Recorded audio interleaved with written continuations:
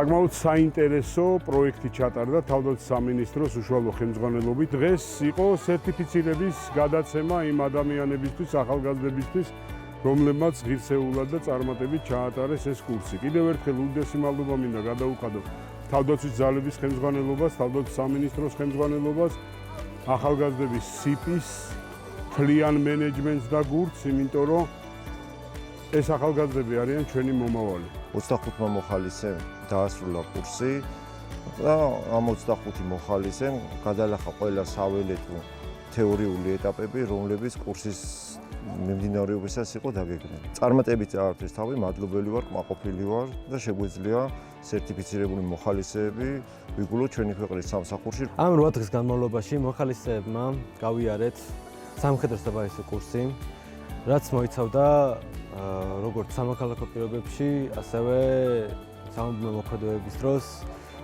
საჭიროებებს და ამასთანავე იმ ცოდნას, რაც ცოდნაც საჭირო არის დღევანდელი გენერაციისთვის. მადლობას ვუხდი ჩვენს ინსტრუქტორებს, სერჟანტებს, რომ გაგვიზიარეს თავიანთი ცოდნა და მივიღეთ საკმაოდ დიდი გამოცდილება მათი დამსახურებით.